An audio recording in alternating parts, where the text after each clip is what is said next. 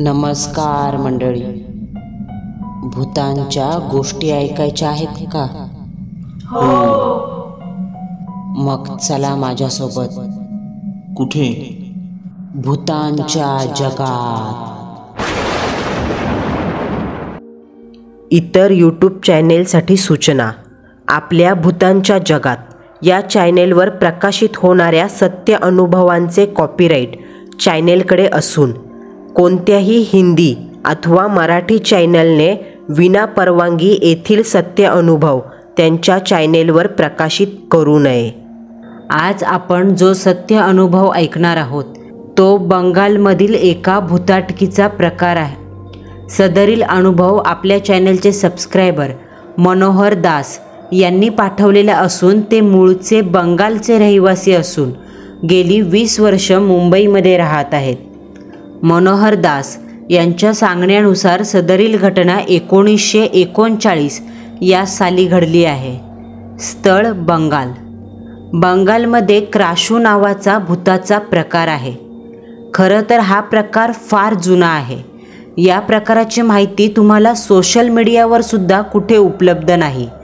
पण जे जुने खूप जाणकार लोक आहेत त्यांना हा भूताटकीचा प्रकार माहिती आहे. अनुभवाला सुरुवात करण्यापूर्वी क्राशू म्हणजे नेमकं काय हे जाणून घेऊ. एखाद्या पुरुषासोबत मंदबुद्धी वेड्या मुलीचं लग्न लावून दिलं आणि लग्नाच्या 2 आठवड्यातच त्या मुलीचा मृत्यू झाला तर असं म्हटलं जातं का त्या नववधूच्या शरीराला जाळलं जात नाही, अग्नी दिला जात नाही, तर त्या वेड्या नववधू मुलीचं प्रेत हे किन्नरांकडे सोपवलं जातं आणि किन्नर मध्यरात्री सर्व समाज झोपी गेल्यानंतर नववधूच्या प्रेताला नग्न अवस्थेत एका नदीच्या किनारी पौर्णिमेच्या दुधाळ प्रकाशात आंघोळ घालतात. मग पिवळसर हळद त्या प्रेताच्या कातडीला फासतात. प्रेताला पिवळी साडी नेसवतात. कपाळावर गोल कुंकवाचा मळवट भरतात. गळ्यात तुळस, काळ्या खराब कडक झालेल्या लिंबांची माळ घालतात आणि त्या प्रेताला आधार देत चालवत सुनसान इलाक्याच्या जंगलात घेऊन जातात जिथे माणसं पोहोचू शकत नाही. एखादी जागा शोधून अशा ठिकाणी ते प्रेत दफन केले जाते आणि दफन करायच्या अगोदर प्रेताच्या डोळ्यात माती टाकली जाते. कारण मेलेल्या प्रेताची मानसिक स्थिती ही डगमगलेली असते. आयुष्यात तिने फक्त अपमान सहन केलेला असतो. म्हणून वेड्या माणसांचा मेल्यानंतर आत्मा परत येतो आणि समजा आत्मा वापस आला तर तिला काहीच दिसणार नाही म्हणून डोळ्यात माती टाकली जाते. का तर ज्या मेलेल्या वेड्या स्त्रीचा आत्मा पुन्हा पिशाच्य रूप घेऊन परत येतो तिला क्रांशू असं म्हणतात. कमलाकर उपेंद्र महाडिक, बदललेलं नाव. हे पेशाने शेतकरी होते. त्यावरच त्यांचा उदरनिर्वाह चालत असे. त्यांच्या परिवारात एक वृद्ध आई काशी आणि त्यांच्या पत्नी शांता अशा होत्या. तर झालं असं 1939चा काळ म्हणजे इंग्रजांनी भारतावर कब्जा केला होता तो. हे इंग्रज गरीब जनतेवर अत्याचार करून शेतकऱ्यांकडून धनधान्य कर वसूल करायचे. अशात एके दिवशी रात्रीचे 7:30 वाजले असतील. पहिल्यांदा जुना जमाना म्हणजे आत्तासारखे लोक 2-3 वाजेपर्यंत जागत नसत. 6 वाजता जेवणं होऊन 7ला झोपायचं हा दिनक्रम लोक पाळायची. ऐन 7 वाजताच गावातली गल्लीबोळं ओस पडायची. रात्रीची भटकी कुत्री शांततेत सूर लावून सुतक लागल्यासारखी केकाटायची. तेव्हा सारा गाव भिवून जात असायचा. कमलाकर आणि त्यांची बायको ईशांता दोघेही खाली जमिनीवर अंथरूण टाकून झोपले होते. जरा दूर एक खाट होती. त्या खाटेवर कमलाकर रावांची आजारी आई पडून होती. त्यांचं नाव काशीबाई. बाहेर शांतता पसरली होती. मध्येच एखादं कुत्रं भुकल्याचा आवाज यायचा. तोच धाड धाड करत त्या शांततेत कोणीतरी कमलाकर रावांचं दार ठोठावू लागलं. ए कमल्या, बंद दरवाजा आडून बाहेरून एक इंग्रजांचा आवाज आला. इंग्रजांचा आवाज ऐकून कमलाकरराव झोपेतून खाडकन उठले. बाहेरून एका पाठोपाठ आवाज आणि दार ठोठावणं सुरूच होतं. कमलाकरराव अंथरुणातून उठले, धावत दरवाजापाशी गेले. तोपर्यंत शांताबाईसुद्धा उठल्या आणि भिंतीपाशी लपल्या. चोरून पाहू लागल्या, कारण नीच इंग्रजांची वासनेनं भरलेली नजर त्या ओळखून होत्या. कमलाकररावांनी दरवाजा उघडला. बाहेरच्या दरवाजात 2 इंग्रज हवालदार हातात बंदूक घेऊन उभे होते. त्यात एक इंग्रज रागात म्हणाला, काय रे, किती टाईम लावतोस दरवाजा खोलायला? त्या इंग्रजाने असं म्हणत उघड्या दरवाजातून आत नजर टाकली. तशा शांताबाई घाबरून भीती आड दडल्या. इतक्या रातच्याला माझ्याकडं काय काम काढलं? कमलाकरने हात जोडत नम्रपणे विचारलं. त्यावर तो इंग्रज म्हणाला, जंगलात वालीत घाटावर जायचंय, पण आम्हाला रस्ता माहीत नाही. चल, आम्हाला रस्ता दाखव. पण साहेब, इतक्या रातच्याला जंगलात? माझ्याकडून काय चूक झाली का साहेब? म्या कर बी भरलाय, तरी बी तुम्ही मला... ए गप, मोठे साहेब गेलेत तिकडे, त्यांनाच घ्यायला जायचंय. चल, एक इंग्रज हवालदार म्हटला. तसा कमलाकराच्या जीवात जीव आला. नाहीतर त्याला वाटलं का आता हे दोघेही आपल्याला जंगलात घेऊन जातील आणि तिथेच आपला काटा काढून मारून कुठेतरी फेकून देतील. कारण त्यावेळचे इंग्रज भारतीयांसाठी सायकोपेक्षा कमी नव्हते. आपल्या भारतीय लोकांच्या मनात त्यांच्याविषयी चांगलीच भीती बसली होती. बरं साहेब, सोडतो. कमलाकरने अंगात हाफ भायांचा सफेद सदरा चढवला आणि उजेडासाठी एक कंदील हातात घेतला. शांते, येतो मी लगेच, असं म्हणत कमलाकर इंग्रजांसोबत निघून गेला. शांत सुनसान पडलेल्या गावातून हातात कंदील घेऊन कंदीलच्या तपकिरी पिवळसर प्रकाशात हे तिघे जण चालत होते. पुढे कमलाकर आणि मागून 2 इंग्रज माकडं. त्यांच्या काहीतरी पांचट गप्पा सुरू होत्या. त्या आंबट पांचट विनोदावर दोघेही माकडासारखे दात काढत खदाखदा हसायचे. कमलाकर शांतपणे मार्ग दाखवत चालला होता. 15 मिनिटाने गावाची वेस संपली आणि जंगलाचा तपकिरी रंगाचा मातीचा रस्ता लागला.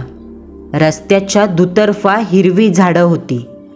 काय रे कमल्या, वालीत घाट किती दूर आहे?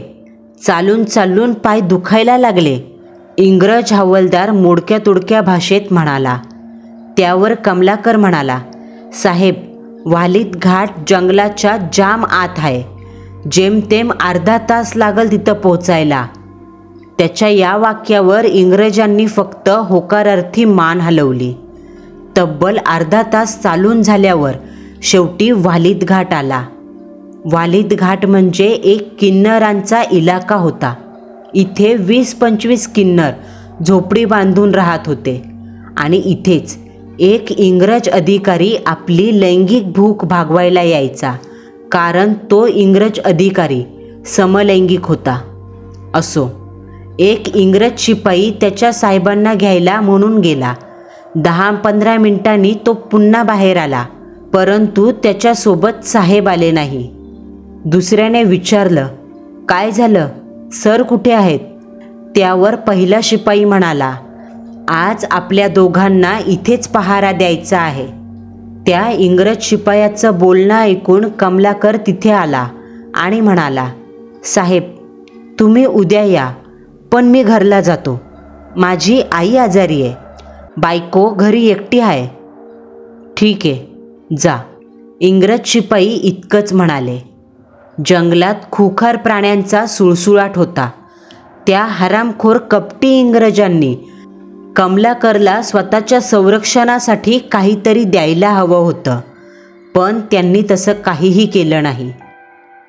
कमलाकर हातात कंदील घेऊन परतीच्या वाटेला लागला. वालीत घाट मागे सोडून 5 मिनिटं होऊन गेली. आता कमलाकर त्या गर्द जंगलातल्या पायवाटेला तुडवत एकटाच चालत निघाला. टिवटिव करत टिटवी ओरडत होती. आजूबाजूचे जंगलातले शांत वातावरण एक वेगळंच भय निर्माण करत होते.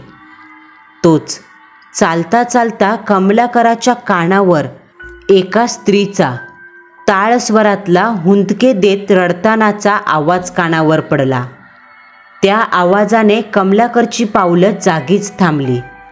तो रडणारा आवाज कुठून येतोय असं म्हणत त्या आवाजाची दिशा शोधू लागला.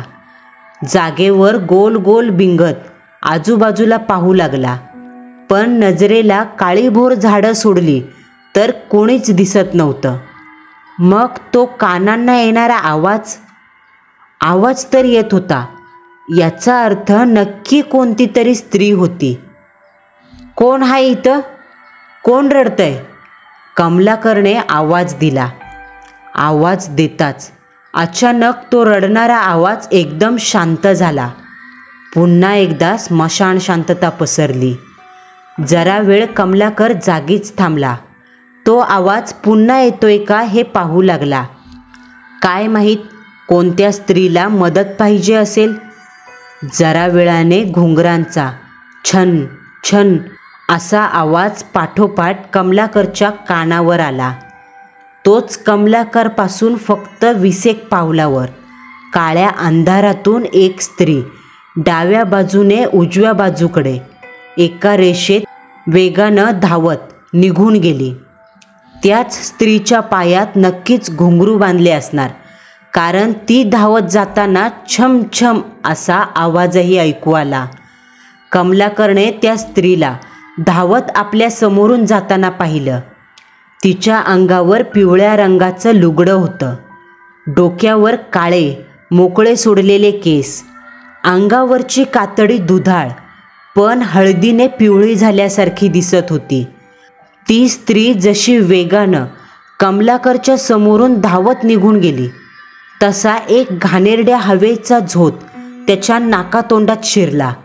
त्या घाणेरड्या वासाने त्याचं नाक झोंबलं. कोण आहे रे तिकडं? कमलाकरने विचारलं. त्यावर समोरून काही उत्तर आलं नाही. कमलाकर चालत 5 पावले पुढे आला. ती स्त्री ज्या दिशेने गेली होती त्या दिशेला त्याने वळून पाहिलं. तसं जरा दूर त्याला दिसलं. एका झाडाखाली चंद्राच्या निळसर प्रकाशात एक स्त्री मांडी घालून बसली होती. डोक्यावरचे केस चेहऱ्यावर पसरले होते. तिच्या गळ्यात खराब होऊन कडक झालेल्या काळ्या लिंबांची माळ होती आणि एक काळ्या बिब्यांची माळसुद्धा दिसली. त्या स्त्रीच्या अंगावर पिवळ्या रंगाची साडी होती, छातीवर फिक्कट रंगाचा ब्लाऊज. ती स्त्री पुन्हा एकदा हुंदके देत रडू लागली. कमलाकर चालत त्या स्त्रीपाशी आला. जसा जसा स्त्रीच्या जवळ जात होता त्याच्या अंगाला हळूहळू थंडीचा स्पर्श जाणवायला लागला. अवतीभोवती एक वेगळेपण जाणवत होतं. मनात धोक्याची चेतना उत्तेजित झाली. पुढे जे काही आहे त्यापासून लांब राहा, धोक्याचं आहे, मन ओरडून सांगत होतं. पण कमलाकरने दुर्लक्ष केलं. चालत ते त्या स्त्रीपाशी आले. त्या स्त्रीने मान खाली घातली होती. डोक्यावरचे केस चेहऱ्यावर पसरले होते. दोन्हीही काटकुळे काळ्या कातडीचे हात जमिनीवर सोडले होते. त्या हातांची वाढलेली खुरागत नखं जमिनीवर वळवळत होती. परंतु माणुसकीच्या भावनेने भारावून गेलेल्या कमलाकरला या गोष्टीकडे पाहिला वेळच नव्हता. त्याला फक्त ती एक गरजू स्त्री आहे आणि आपल्याला तिची मदत करायची आहे एवढंच समजत होतं. काय ग बाई, कोण तू? इतक्या रातच्याला इथं काय करतेस? कमलाकरने विचारलं. त्यावर त्या स्त्रीने आपले दोन्ही हात वर उचलले. या वेळेला तिच्या हातांची नखं सामान्य झाली होती. कमलाकरने त्या स्त्रीच्या हाताकडे पाहिलं. तिच्या हातात बेड्या अडकवल्या होत्या आणि बेड्यांना असलेल्या साखळीला लाल पिवळे दोरे बांधले होते. पण त्या लाल पिवळे दोऱ्यांना बांधण्यामागं काय अर्थ असू शकतो? माझ्या नवऱ्यानं मला फसवलं, दुसरं लगीन केलं आणि मला इथं मरायला बांधून ठेवली. त्या स्त्रीचा आवाज अगदी रागीट होता. असं वाटत होतं बाई नाही, कोणता तरी खवीस बसून बोलत आहे. त्या आवाजाने एक क्षण कमलाकरच्या अंगावर काटा उभा राहिला. परंतु ती एक गरजवंत स्त्री आहे, तिची मदत करायला हवी हा विचार करून कमलाकर तिथेच थांबला. थांब, मी तुला आधी सोडवतो, मग बघू काय करायचं ते, असं म्हणत कमलाकर खाली झुकला. तसा त्याच्या नाकात घाणेरडा वास जाणवला. काहीतरी कुजल्याचा, पामल्याचा, उंदीर मरून पडल्यासारखा वास होता तो. त्या स्त्रीचं डोकं अद्याप खालीच होतं आणि तिच्या नाकातून मोठमोठ्याने श्वास घेतल्याचा आवाज येत होता. कमलाकरने हळूच त्या बेड्यांवर हात ठेवला, पण त्या बेड्या लोखंडी होत्या. काढणार तर काढणार कशा? कमलाकर आजूबाजूला कुठे दगड मिळतोय का हे पाहू लागला. तोच त्या स्त्रीचा आवाज आला, बेड्यांवरचे धागे काढ, बाकी बेड्या मी खोलते, असं ती स्त्री म्हणाली.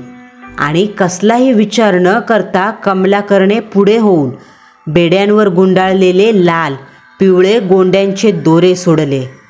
फेक फेक, दूर फेक, ती स्त्री पटकन म्हणाली. तिच्या बोलण्यात एक गुप्त आसुरी आनंद जाणवत होता. कमलाकरने हळूच मागे वळत लाल पिवळे दोरे अंधारात कुठेतरी फेकून दिले आणि पुन्हा समोर पाहिलं. पुढे पाहताच कमलाकरला आश्चर्याचा धक्का बसला, कारण झाडाखालची ती जागा आता रिकामी होती. तिथं ती स्त्री नव्हती. त्या झाडाच्या खोडाखाली पिवळ्या रंगाच्या पाचोळ्यात एक पिवळ्या हळदीने माखलेला दगड मांडला होता. दगडाला लाल रंगाचे मोठे भेदक असे डोळे होते. तोंडाच्या जागी दात विचकत हसणारा जबडा चित्तारला होता, ज्याचे दात पिशाच्ची दंत होते. त्या दगडाच्या पुढे एक पाषाणाचा दिवा जळत होता. त्या दिव्याच्या वातीचा भेसूर प्रकाश त्या दगडाला उजळून टाकत होता. ही बाई कुठे गेली? आणि हा दगड, हा दिवा मला आधी का नाही दिसला? कमलाकर स्वतःशीच म्हणाला. हळूहळू विचार करता करता विचारांनी वेगळं वळण घेतलं. आता मनात भीती दाटून आली. आपल्यासोबत नक्कीच काहीतरी भुताटकीचा प्रकार घडलाय हे कमलाकरला कळून चुकलं. तो त्या अभद्र जागेवर एक सेकंदही न थांबता त्याने काढता पाय घेतला. घडलेल्या घटनेने मती पार बधीर झाली. छातीचा पिंजरा वर खाली हलू लागला. पाऊले भीतीने धप धप आवाज करत चालू लागली. तोच जरा वेळ चालता चालता कमलाकरला आपल्या मागून कोणीतरी येत असल्याची चाहूल लागली. हातातल्या कंदिलासहित कमलाकर गरकन मागे वळाला. मागे दूर दूरपर्यंत अंधाराने गिळलेली वाट दिसत होती. कमलाकरराव एकटक समोर रस्त्याकडे पाहत होते. तोच त्याच्या पाठीमागून कोणीतरी वेगानं धावत विरुद्ध दिशेला निघून गेलं. छम छम असा पैंजणांचा आवाज झाला आणि पाठीला थंडगार हवा चाटून गेली. कमलाकरने भीत फुललेल्या श्वासांसहित गरकन मागे पाहिलं. हातातील कंदीलसुद्धा डावीकडून उजवीकडे वळाला. कमलाकरची नजर उजव्या बाजूला वळाली. समोर एक उंच झाड होतं आणि त्याच झाडाच्या फांदीवर कोणीतरी पाय मोकळं सोडून बसलं होतं. डोक्यावरचे केस चेहऱ्यावर पसरलेले आणि त्या केसांमधून दोन पिवळ्या रंगाचे चमकते डोळे दिसत होते. पाय मोकळे सोडून ती फांदीवर बसली होती. तिच्या पायांच्या टाचा हडळीसारख्या उलट्या असून कातडी पांढऱ्या फट्ट मैताच्या मृत शरीरासारखी होती. पायांना खुरासारखी लाल रंगाची नखं होती. कोण तू? ते ध्यान पाहून कमलाकरची बोबडी वळाली. श्वास घशातच अडकला. शब्द थरथरत बाहेर पडू लागले. फांदीवर बसलेली ती हडळ, डाकीन, ते जे काही होतं. तिचे केस सापासारखे वळवळू लागले. हळूच ते वळवळणारे केस चेहऱ्यासमोरून बाजूला झाले. त्या ध्यानाचा चेहरा काळ्या रंगाचा होता. पिवळे जर्द डोळे, गर्द जाडसर भुवया, चेहऱ्यावरचं मांस कवटीला चिकटलेलं, वानरासारखं फेद्र नाक. हे ध्यान त्याला दिसलं. कोण आहेस तू? माझ्या मागं का लागली? मला घरी जाऊ दे, कमलाकर भीत म्हणाला. त्यावर ते ध्यान टाळ्या पिटत म्हणू लागलं, तू सोडवलीस मला. कमल्या, आवडलास आता मला तू. आता तू घरी नाही जायचं, इथंच राहायचं माझ्यासोबत. 9 फूट उंचीवरून त्या ध्यानानं असं म्हणत कमलाकरच्या अंगावर उडी घेतली. चेटकी हास्य करत हवेतच त्या ध्यानाने दोन्ही हात वर उचलले आणि कमलाकरच्या अंगावर झेप घेतली. त्या ध्यानाच्या हडकुळ्या शरीरात इतकी ताकद होती की त्या धक्क्याने कमलाकर खाली कोसळला. ते ध्यान कमलाकरच्या छाताडावर बसलं आणि पहिल्यांदाच अगदी जवळून त्या ध्यानाचा तो कुरूप, भयावह अवतार कमलाकरला दिसला, जो पाहून कमलाकरचं धोतर भीतीने ओलं झालं. तोच विचित्र स्वरात ते ध्यान किंचाळलं. त्यावेळेला त्या ध्यानाचा लवचिक जबडा चिंगमप्रमाणे ताणला, वासला गेला आणि आपला चेहरा ठीक कमलाकराच्या तोंडावर आणत त्या ध्यानाने पातळसर काळ्या चिपचिपीत रंगाची उलटी कमलाकरच्या तोंडावर केली. त्या काळ्याशार द्रवात अमानवीय घटक होते. त्या ध्यानाने परकाया प्रवेश मिळवला. होय, ते ध्यान कमलाकरच्या शरीरात शिरलं. कमलाकर हळूच जागेवरून उठला. बाजूलाच तो कंदील पडला होता. कंदील न घेता ते अंधारातून चालत घरच्या दिशेने निघालं. चालताना त्याचे दोन्ही हात शरीराला समांतर होते. मान खाली झुकली होती. चाल एक प्रेत उठून चालावं अशी होती. रात्री 11:15 वाजता कमलाकर त्याच्या राहत्या घरी पोहोचला.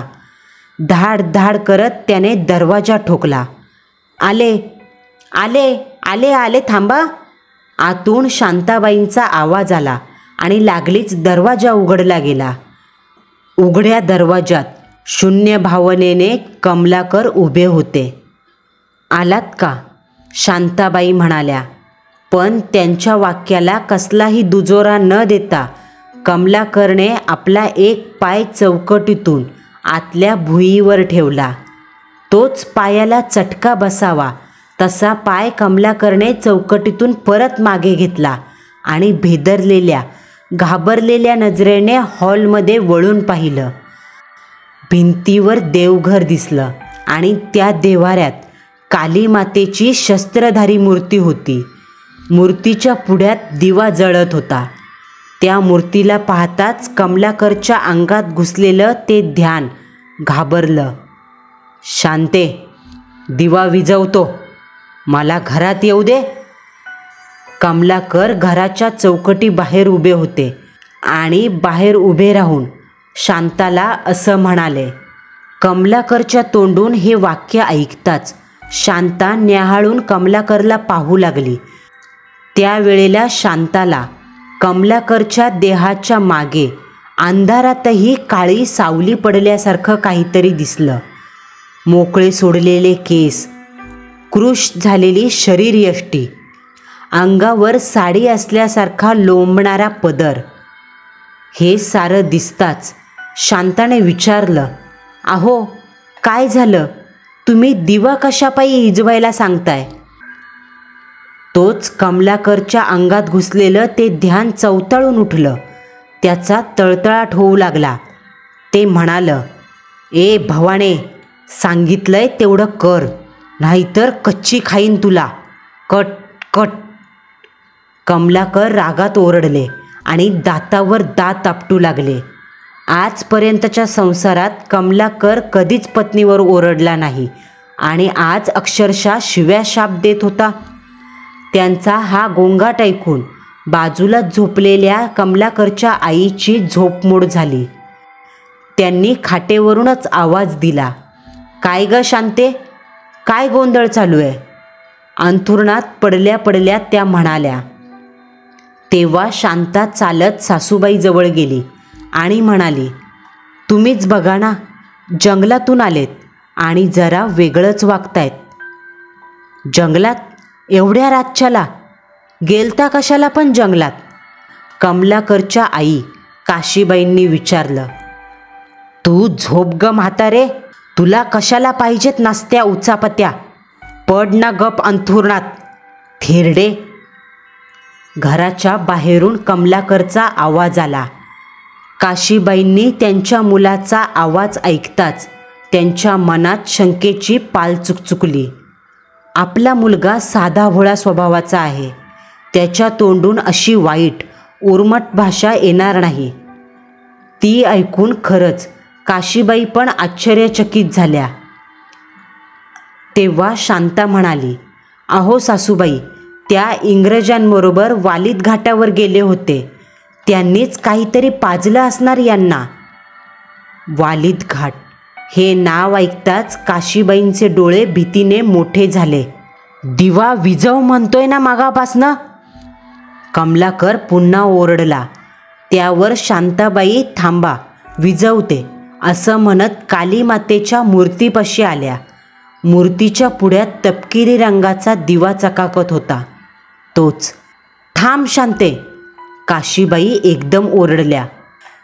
तो आवाज ऐकून शांताबाई धक्का बसल्यासारख्या जागेवरच गोठल्या. काशीबाई मोठ्याने म्हणाल्या, थांब, दिवा इजून पाप करू नकोस, नाहीतर सुतक लागलंच समज. त्या अंथरुणावरून उठल्या, दाराच्या चौकटीत आल्या आणि म्हणाल्या, ये आत ये, दिवा कशाला विझवायला पाहिजे, आत ये. काशीबाई म्हणाल्या, नाही नाही म्हातारे, दिवा इजव, ती मला आत येऊन देणार नाही. तू दिवा इजव, मी येते. कमलाकरच्या तोंडून स्त्री मिश्रित आवाज बाहेर पडला. होय का? मग थांब, म्या दिवा इजवते आणि तू पण आत ये, असं काशीबाई म्हणाल्या आणि त्यावर कमलाकरच्या तोंडावर कुत्सित हसू फुललं. काशीबाई चालत शांताबाई जवळ आल्या आणि तिच्या कानात काहीतरी खुसूर करू लागल्या. हे बघ पोरी, तुझा नवरा काय दारू बिरू पिऊन आलाय नाही, त्याला एका क्रांशू नावाच्या आत्म्यानं झपाटलंय. आपण का दिवा इजवला तर ते ध्यान घरात येऊन घरावर कब्जा करल आणि मग पुन्हा या घरात कधीच दिवा पेटणार नाही. आता मी सांगते तसं कर, असं म्हणत काशीबाईंनी आपल्या सुनेला एक युक्ती ऐकवली. शांताबाईंनी कालीमातेचा फोटो देव्हाऱ्यातून काढला, दिवा उचलला आणि मूर्ती व दिवा घेऊन त्या स्वयंपाक खोलीत गेल्या. आता काशीबाई म्हणाल्या, ये रे ये, कमल्या घरात ये. हाव, आलो आलो. कमलाकरच्या देहात घुसलेली ती शक्ती वेगानं माकडासारख्या उड्या मारत, हाव, आलो आलो असं ओरडत घरात घुसली. ती घरात घुसताच काशीबाईंनी घराचा दरवाजा बंद केला आणि म्हणाल्या, शांते लवकर ये, ये लवकर. स्वयंपाकघरात गेलेल्या शांताबाई पेटलेला दिवा आणि कालीमातेची मूर्ती घेऊन हॉलमध्ये आल्या. त्या ध्यानाने हे असलं काही घडेल याची कल्पनाही केली नव्हती. तो जळणारा शुद्ध दिवा आणि त्या प्रकाशात चमकणारी कालीमातेची मूर्ती पाहून ते ध्यान भीतीने शहारून उठलं. शांताबाईंनी पुन्हा देव्हाऱ्यात मूर्ती ठेवली, दिवा मांडला. इकडे विचित्र स्वरात ओरडत हातपाय हलवत ते ध्यान 4 पावलं मागे सरकलं. धोका, धोका केला तुम्ही दोघींनी, भसाड्या आवाजात ओरडू लागलं. शांताबाई पुन्हा स्वयंपाकघरात गेल्या आणि येताना सोबत तांदूळ आणले. त्यासोबत तांब्याभर पाणी आणलं, ज्या पाण्यात त्यांनी कालीमातेची मूर्ती बुडवली होती. शांते, वेळ घालवू नकोस, फेक, पाणी फेकते, काशीबाई म्हणाल्या. आणि तेव्हाच शांताबाई हळूहळू कमलाकरपाशी आल्या. ए, माझ्या जवळ येऊ नको, जा, दूर हो, दूर हो. कमलाकरच्या अंगात घुसलेलं ते ध्यान घराच्या एका कोपऱ्यात घाबरत उभं राहिलं. शांताबाईने प्रथम उजव्या हातात असलेले तांदळाचे कण कमलाकरच्या अंगावर फेकले. त्या सफेद तांदळाचा कमलाकरच्या शरीराला स्पर्श होताच फट फट आवाज करत ते निखाऱ्याप्रमाणे पेटून उठल्यासारखे वाटले आणि त्या ध्यानाला जणू चटके बसत आहेत असं जाणवलं. ते ध्यान पूर्ण शरीराला आळोखे पिळोखे देत ओरडू विवळू लागलं.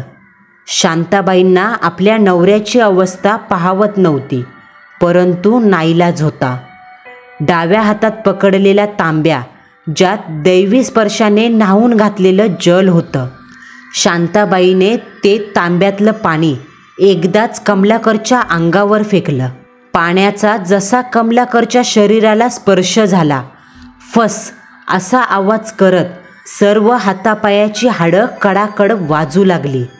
दोन्ही हात जमिनीला टेकवून गुडघे वाकवून कमलाकरच्या देहात घुसलेली ती आत्मा जमिनीवर बसली आणि त्याच्या तोंडातून भडाभडा वांती झाली. नाकातोंडातून काळ्या रंगाचं द्रव बाहेर पडू लागलं. पुढच्या क्षणाला कमलाकर जमिनीवर बेशुद्ध अवस्थेत कोसळला. शांताबाईंनी कमलाकरला कसं तरी खाटेजवळ नेलं आणि मग त्या काळ्याशार द्रवावर चुलीतली राखाडी टाकली. ती सुपलीत भरली. बाहेर जाऊन 1 फूट खड्डा खणला आणि त्यात ती राखाडी टाकली, जिला ते काळं द्रव चिकटलं होतं. ती राख त्या खड्ड्यात टाकून माती टाकून तो खड्डा पुरला. दुसऱ्या दिवशी कमलाकरला जाग आली. त्याचं डोकं कमालीचं दुखत होतं. त्याला काल रात्री काय झालं काहीही आठवत नव्हतं. शेवटी शांताबाईंनी त्यांना काल घडलेला प्रकार सांगितला, जो ऐकून तो मुळाच्या देठापासून नखशिखांत शहारला. आणि मग त्याने जंगलात एकटं रात्री अपरात्री जाण्याचं बंद केलं. मंडळींनो, आपला आजचा थरारक अनुभव तुम्हाला कसा वाटला हे कमेंट बॉक्समध्ये कळवायला विसरू नका. पुन्हा भेटू. नवा सत्य अनुभव, नवा थरार.